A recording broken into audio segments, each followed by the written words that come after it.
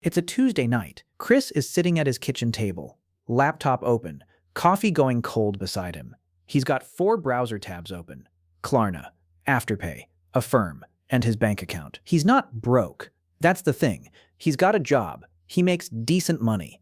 But somehow, every single month, he finds himself doing this same little ritual, scrolling through his active payment plans like he's reading a horror story he wrote himself. $47 to Klarna for the sneakers he bought in February. $62 to Afterpay for the skincare set he told himself was an investment. $112 to Affirm for the laptop stand that he 100% did not need but bought at 11 p.m. during a productivity spiral. And another $89 to a fourth service he honestly doesn't even remember signing up for. That's almost $300 gone this month, before rent, before groceries, before anything that actually keeps him alive. And here's the wild part. Chris never felt like he was spending $300. He felt like he was spending 47, 62, 112, 89. Small, manageable, painless amounts. The kind that feel responsible, almost. That's not a coincidence. That's the whole design. And the moment you really understand that, something shifts. Because this isn't about convenience anymore. It's about perception. It's about how reality is being presented to you in a way that changes your behavior without asking for your permission. And once your perception changes, your decisions follow. Not because you chose differently, but because the environment around you made a different choice feel obvious. And that's the part most people miss. They think they're making independent decisions, but the structure of those decisions has already been shaped before they even arrive at checkout. And once that shaping becomes invisible, it becomes powerful. Because you stop questioning it entirely, you just move with it. And that's exactly what's happening to Chris. Not in one big moment, but in hundreds of small ones that never felt important enough to slow down for. And over time, those moments stack into something that feels like a financial reality he didn't consciously choose, but somehow still ended up inside. Because before all of this, Chris had friction. He had that small pause between wanting something and buying it, that moment where he would feel the full weight of the price. And whether he realized it or not, that pause was protecting him.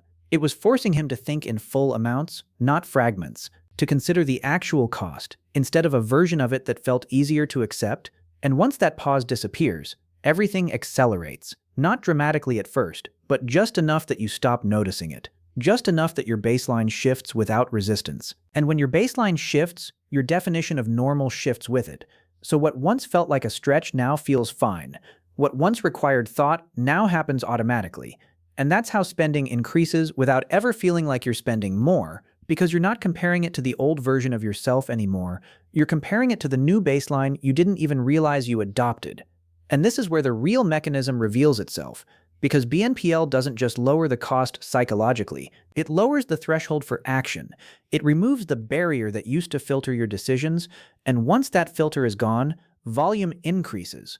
Not because you became careless, but because the system removed the point where you would have stopped yourself. And once volume increases, everything downstream changes. Your cash flow tightens, your margin shrinks, your flexibility disappears, and none of that feels connected to the original purchases because each one felt small enough to ignore at the time, and that disconnect is exactly what allows the cycle to continue without interruption. So now Chris has money leaving his account every single week, not in ways that feel alarming, but in ways that slowly limit what he can do. And this is where the impact becomes real, not in the moment of purchase, but in the moments after, when life asks for something unexpected and there's no room left to respond comfortably. And that's when decisions start getting made under pressure instead of clarity. And decisions made under pressure are almost always worse, not because the person is worse, but because the situation is tighter, and that tightness didn't come from one big mistake. It came from dozens of small ones that never felt like mistakes at all. And over time, that pressure builds into something heavier, something harder to define, where Chris starts feeling like he's doing everything right but still falling behind. Like money is moving but nothing is improving. Like effort is being made but progress isn't showing up. And that disconnect is one of the most frustrating places to be, because there's no clear problem to fix, just a constant sense that something isn't adding up. And when things don't add up, people start guessing. They start blaming the wrong variables: income, timing, luck. When in reality, the issue is structural. It's the flow, not the amount. It's where the money is going before it ever has a chance to work for him. And the system doesn't just take money. It takes timing. It takes the ability to use your money when it actually matters, because by the time something important comes up, that money is already committed to something from the past. And that's the part that hurts the most, not the purchase itself, but the missed opportunity that comes later. The thing you can't say yes to because you already said yes to something smaller, something less important, something that felt harmless in the moment, but turned out to have a bigger impact than expected. And the reason this keeps happening is because of separation, the separation between buying and paying, the separation between decision and consequence. Because when those two things are no longer connected in time, your brain stops learning from them properly. It doesn't build the association it needs to become more cautious, so the same behavior repeats without resistance, not because you didn't learn, but because the system prevented the learning from happening in the first place. And once that loop is in place, it sustains itself, because every new purchase feels justified by the same logic that created the previous ones.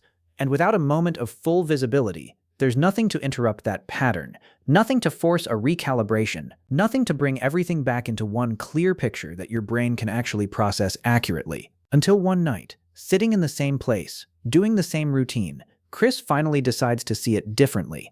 Not in parts, not in estimates, but completely.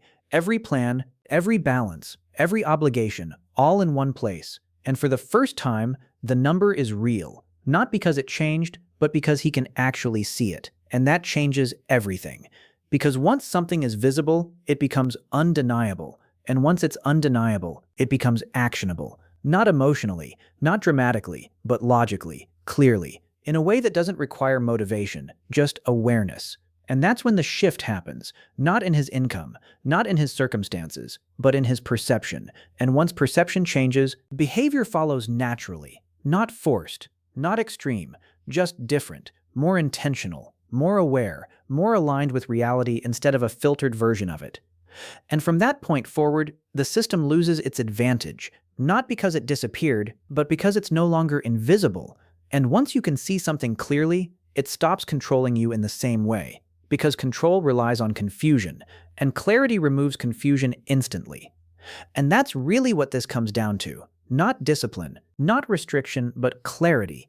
Because when you can see your financial life as it actually is, not as it feels in small pieces, you start making decisions that match reality instead of perception, and those decisions compound just like the others did, but in the opposite direction, slowly rebuilding margin, slowly restoring flexibility, slowly giving you back control that you didn't even realize you had lost. And that's the difference, not between people who are good with money and people who aren't, but between people who can see clearly and people who can't. Because once you can see, everything changes. Not instantly, but permanently, in a way that no system can quietly override again.